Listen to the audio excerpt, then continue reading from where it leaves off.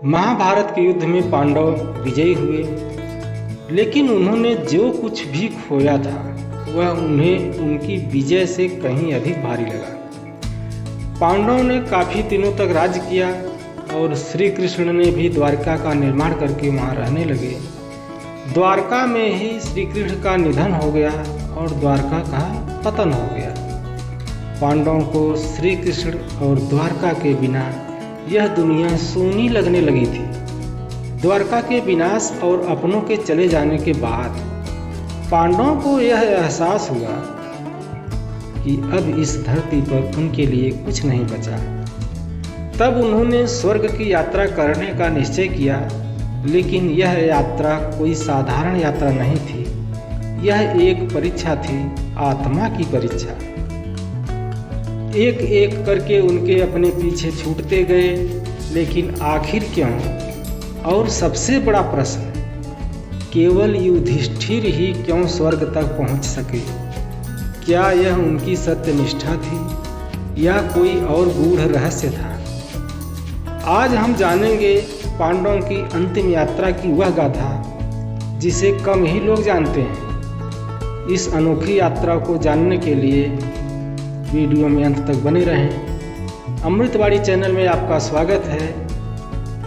महाभारत युद्ध के कई वर्षों बाद तक पांडवों ने शासन किया और जब उन्हें श्री कृष्ण के निधन का समाचार मिला तो वह बहुत व्यथित हुए और अपना राज्य परीक्षित को सौंप कर हिमालय की ओर चल पड़े। यह कोई साधारण यात्रा नहीं थी, यह थी स्वर्गारोहण की यात्रा, जहाँ केवल वही पहुँच सकता था जो समस्त सांसारिक बंधनों से मुक्त हो चुका हो। उन्होंने अपने शाही वस्त्रों को त्याग दिया, अपने मुकुट और गहनों को छोड़ दिया और केवल तपस्वी वेश में हिमालय की ओर बढ़ने लगे। पांडवों के साथ द्रौपदी भी इस यात्रा में शामिल थी। कुछ दूर चलने के उपरांत रास्ते में एक कुत्ता भी उनके साथ साथ चलने लगा। लेकिन यह यात्रा आसान नहीं थी। यह परीक्षा थी जो यह सिद्ध करने वाली थी कि कौन मोक्ष के योग्य है और कौन नहीं। जैसे जैसे वे आगे बढ़ते गए, यात्रा कठिन होती गई। सबसे पहले द्रौपदी गिर पड़ी। भीम ने चिंतित होकर युधिष्ठिर से पूछा, हे भ्राता, द्रौपदी का पतन क्यों हुआ? युधिष्ठिर ने उत्तर दिया, द्रौपदी ने जीवन भर अर्जुन को सबसे अधिक प्रेम किया और अन्य भाइयों को समान रूप से नहीं देखा। यह उसकी कमजोरी थी और इसी कारण वह इस यात्रा में आगे नहीं बढ़ पाई। यह सुनकर भीम और अन्य पांडव चिंतित हो उठे, लेकिन वे आगे बढ़ते रहे। आगे बढ़ते हुए सहदेव भी गिर पड़े। युधिष्ठिर ने कहा, सहदेव को अपने ज्ञान पर गर्व था। वह स्वयं को सबसे बुद्धिमान समझते थे। यही उनके पतन का कारण बना। इसके बाद नकुल गिर पड़े।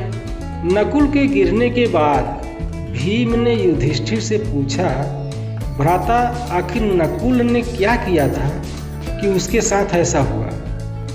तब युधिष्ठिर ने शांत स्वर में कहा, नकुल को अपने रूप और सौंदर्य पर गर्व था। उसने इस मोह को नहीं त्याग पाया, इसीलिए वह इस यात्रा को पूर्ण नहीं कर सका। कुछ दूर और चलने के पश्चात अर्जुन भी गिर पड़े। तब युधिष्ठिर ने कहा, अर्जुन को अपने पराक्रम और वीरता का अत्यधिक गर्व था। उन्होंने कहा था कि वे अकेले पूरी दुनिया को जीत सकते हैं, लेकिन यह अहंकार उनकी अंतिम यात्रा में बाधा बना। सबसे अंत में भीम भी गिर पड़े। भीम ने हमेशा अपने बल और भोजन पर अधिक मोह रखा। उनका स्वार्थ कभी कभी उनके निर्णयों पर भारी हो जाता था। यही उनके पतन का कारण बना। अब केवल युधिष्ठिर और उनके साथ चलने वाला कुत्ता ही शेष रह गए। जब वे स्वर्ग के द्वार पर पहुंचे तो इंद्रदेव ने उनका स्वागत किया और कहा, हे धर्मराज, आप अपने पुण्यों के कारण स्वर्ग जाने के अधिकारी हैं। आइए मेरे रथ पर सवार हो जाइए। लेकिन तभी इंद्र ने कहा, यह कुत्ता स्वर्ग में नहीं जा सकता। इसे यहीं छोड़ दीजिए।